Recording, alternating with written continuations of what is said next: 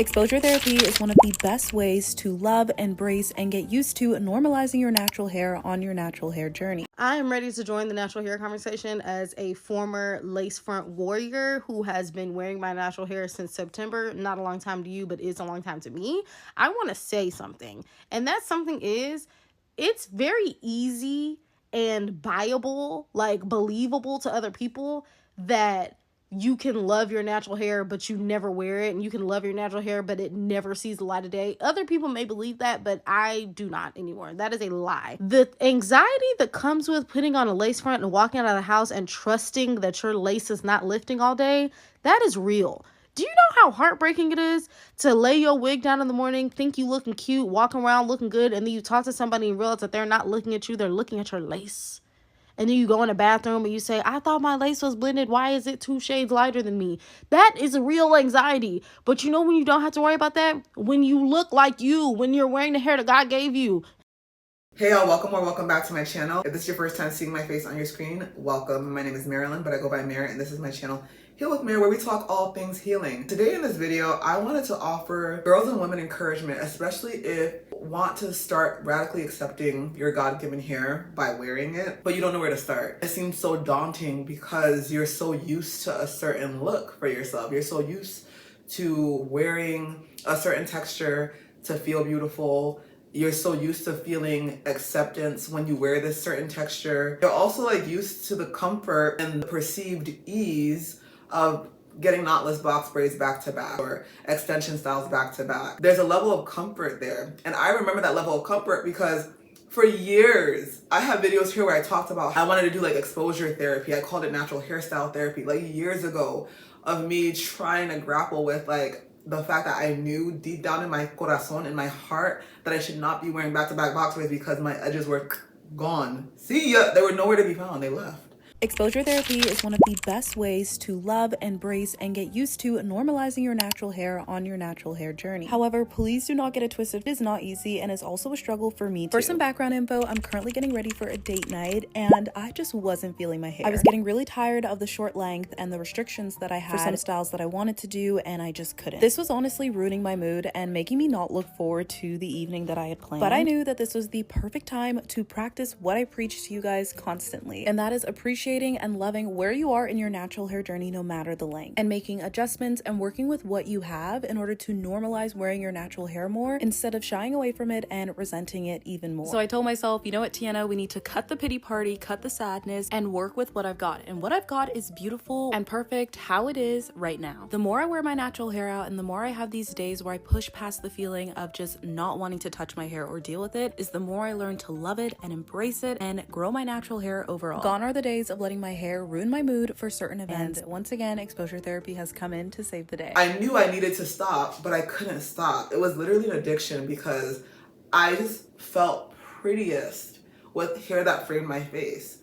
I felt feminine with back-to-back box braids. Now I've been able to reprogram my mind where I feel feminine with my God-given hair, even when it's tucked away like it's been tucked away for the last four weeks. Like, my roots are growing in tremendously. I cannot wait to see what is going on with my hair after I take this down. Now I feel so feminine like this. I turn heads like this. I get opportunities like this. Oftentimes it's in our head that we're more comfortable looking one way than the way we're supposed to look, which in my personal opinion, the way we're supposed to look is the way God has created us, with our God-given hair, and not with her hair or somebody else's hair texture. Because here's the thing about the world. For one thing to be true, something else in opposition to that has to be true. For somebody to be pretty, someone has to be ugly. For someone to be rich, somebody has to be poor. The opposite is feeding the opposite. Like, I feel as though when I think about wearing another woman's hair texture, I feel like I'm giving her strength. Like, I'm giving a person with a looser hair texture strength and power over me. And I don't want to cooperate with that. I don't want to participate in giving somebody else power over me in terms of them feeling better than me, in terms of their hair being glorified above my hair. Nobody needs to be glorified above anybody because the Lord made each and every one of us. So I'm not going to be participating in my own devaluation, in my hair being the ugly hair or the hair texture that's been cursed. This isn't a curse, this is a blessing because God gave it to me, okay? One thing I've realized is that Black women unintentionally are giving other women license to feel better than them, to be prettier than them by default. Because if you're borrowing somebody's beauty, if you're coveting and lusting after somebody's beauty, you're telling them that that part of their beauty is better than your beauty, like your hair. You know what I mean? And imitation is the most sincerest form of flattery. And I know, a lot of Black women will say that everyone else is imitating them. But when it comes to beauty, when it comes to hair, which is a woman's glory, which the Lord has numbered, we have to admit that Black women have fallen down. We have given up. We have surrendered, and we're like, okay, you got us. Your hair is better than ours.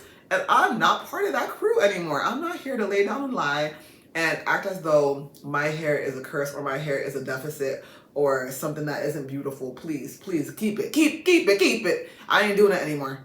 I ain't doing it. I ain't part of that. I am ready to join the natural hair conversation as a former lace front warrior who has been wearing my natural hair since September. Not a long time to you, but is a long time to me. I want to say something. And that something is, it's very easy and buyable, like believable to other people that you can love your natural hair, but you never wear it. And you can love your natural hair, but it never sees the light of day. Other people may believe that, but I do not anymore. That is a lie. It's no way that you could tell me that you love me, but you never want to be seen with me. You love me, but you never want to spend any time with me. You love me, but you never take the time to figure out what I like or what I need to feel good or what I need to be healthy, but you love me. That's a lie. That is a lie. And it is a problem. It's very easy to be like, oh, I just wear wigs because it's easier. I just do lace fronts and what's it called? Sew-ins and braids because it's easier. Also a lie. It is immensely more expensive. And also the anxiety that comes with putting on a lace front and walking out of the house and trusting that your lace is not lifting all day, that is real. Do you know how heartbreaking it is to lay your wig down in the morning, think you looking cute, walking around looking good, and then you talk to somebody and realize that they're not looking at you, they're looking at your lace. And then you go in the bathroom and you say, I thought my lace was blended. Why is it 2 shades lighter than me? That is a real anxiety. But you know when you don't have to worry about that? When you look like you, when you're wearing the hair that God gave you, you don't have those type of problems. And the more time that you spend with your hair, the more effort that you put into hair, the more like that you actually put care into your hair, the easier that it is. So stop with the myths. Stop with the lies. You cannot trick me. You cannot trick me. Like, that's not love. And being uncomfortable with the way that you were literally created by God, being uncomfortable with that, you can't even look yourself in the mirror when your hair is out. You feel like you have to apologize when you wear your natural hair. That's an issue. That I don't know another way to say that. And if this was any other culture, any other person, and you just described that scenario of like this person can't look themselves in the mirror in their natural state, anyone with a brain would be like, yeah, that's a problem. It's the same thing. It's the same thing. When I woke up to this and I started wearing my own God-given hair, there were steps to it. You know, I had to get to a place of awareness because for the longest time, I knew I wanted to like stop wearing the wigs, the weaves, the back-to-back extensions, but there were still so many barriers to me stopping because I wasn't aware that my hair was beautiful. I wasn't aware that I was fearfully and wonderfully made. I wasn't aware that the Lord had my hairs numbered. I didn't know that, so I was easily tricked into, like I easily was able to trick myself into hiding the hairs that God had numbered with a wig cap and then a wig on top of it and then a hat sometimes if it was wintertime. So I had a hat on a wig. I had a hat on a hat and a hat. Are you kidding me? That's so absurd. It's so absurd. It's so absurd. It's crazy out here. I wasn't aware because I thought that was normal simply because a lot of other Black women were doing that. The wig cap, the wig, a hat on their wig. They were selling that to me via social media as the best way to present yourself. So much so, in fact, that I can only count on one hand, actually one finger, how many people I know personally, how many Black women I know personally who got married in their own God-given hair. I can count on one finger. Oh, actually no, 2, because I have to include myself. Me and this girl Destiny. Baby, what? Hey! We are in big trouble. Ha! For me, like, awareness was the first step. Realizing, like, this is a problem. Actually, it's not normal. And, you know, I have to be real. Like, I know it's really hard because for me to really get to that level of awareness, I had to go through some traumatic things where I realized, like, yo, this life is so fleeting. This life is but a vapor. My brother died. My mom passed away.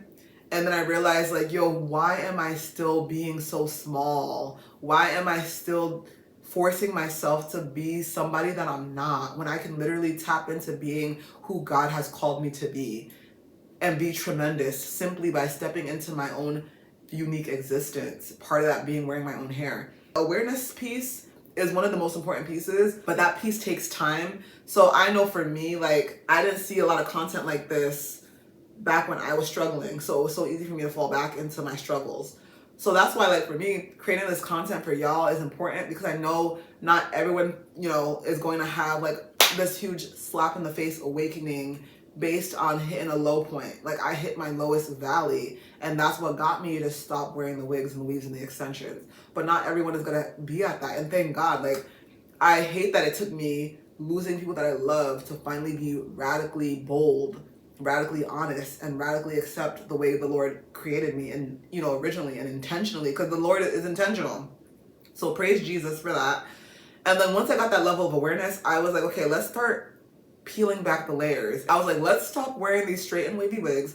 So I completely stopped wearing the wavy wigs and the straight wigs and started wearing a big curly wig. It wasn't my texture, but the bigness and the volume reminded me of a fro, and that to me was the closest thing to my original blackness, like my original design.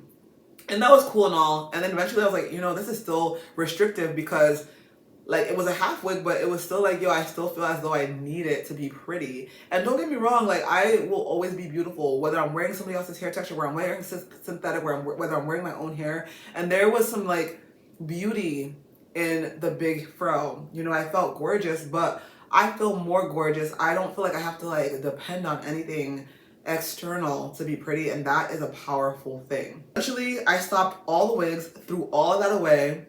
I threw all my bags upon bags of extension hair, faux lock hair, crochet hair. I like threw all that out. And I was like, let me start working with my own hair. And it wasn't easy. Like, it truly wasn't, because I wasn't used to like all my angles, all my features just being out there on display. But the more I came on camera, the more I created content, the more I lived my life the way I needed to live my life, like day-to-day things, I started realizing, oh, like, actually, I'm absolutely beautiful the way I am. Like, this is actually who I'm supposed to be. And there's a sense of freedom that comes with that. There's a sense of confidence that's unshakable. And also like a sense of ownership. Like, I own my beauty, and it's not anyone else's. Like, this beauty comes from my mom, from my dad, from people who are directly related to me, from people that God intentionally placed in my life. And that is powerful in and of itself. Whereas wearing somebody else's hair, I don't know where that came from. I have no connection to it. I will never grow that hair texture out of my head. When I have children, they won't have that hair texture. When I had my daughter, her hair texture looks like me and her dad's. And who am I to make her feel insecure as her mother by wearing somebody else's hair texture? And she was so bold to be side-eyeing me at a very young age. And I appreciated that, because that was another thing that shook me into awareness that this is not normal. Wearing somebody else's hair is not normal. So yeah, like, I think it's worth it to go on a journey. I think like everyone's journey is gonna look different as to how you get to your destination. Because for me, it wasn't like a cold turkey thing. It was gradual. And then eventually I was like, you know what? I'm done. I can't do this anymore. I've been in wigs and weaves for majority of my 20s. I'm in my 30s now. I really want to just be myself for once. So here I am, and you know, it's worth it. It's beautiful. And because like I went through so much, when I was 4 months pregnant, my brother passed away. And then when my daughter was 8 months, my mom died. So my brother and my mom died 13 months apart. And that was a very stressful, traumatic experience for me. I still am grieving them because it's so fresh. It was 2022, my brother, 2023, my mom. And in between all of that, my daughter came into the world. Like, I was pregnant when my brother died. And I gave birth to my daughter. My daughter and my mom were very close. But as soon as my daughter was 8 months, my mom died tragically and suddenly. You know what I mean? So my hair was on my head the entire time I was going through all these transitions. I've noticed that my hair has suffered through it. And I'm going to create a video. If you're not a member, I have a membership. I need to start like promoting it. I just don't ever talk about it, because like the goal is to talk to y'all and not really try to sell y'all things. But I do have a memberships channel here on YouTube where I'm going to start documenting more of the hair journey and the hair growth journey. Like, I trimmed my hair. I cut 3 inches off recently. I got it professionally trimmed back in May. So I've been like cutting away at my hair, which means I'm cutting away at the trauma as well. And I've seen my new growth come in thicker and more lush. And there are things that I had to do to get my hair to start growing in thicker and lush. But because of all the trauma and the stress, it caught up to me. And sometimes I look at my hair and I'm like, yo, I've been taking care of my hair. I haven't been doing anything crazy with like my hair. I actually gave up all the crazy things and the fake protective styles I used to do. So you would think my hair would be like really, really long at this point. But the trauma, the stress like really caught up with me. And it's okay because I do see my hair coming back into itself, thriving and flourishing. And I also, internally, I'm thriving, I'm flourishing as I start to learn to love my hair, as me and my hair go on this journey together. So that's really a benefit to me. The growth will come as I continue to unpack, continue to get all the layers out, and really start to radically love everything that God has created me to be. Y'all got this. You can do it. I promise you. Just take it a step at a time. Take it day by day. Just remember, I love you. God bless you. And I will see you in the next video. Bye, y'all.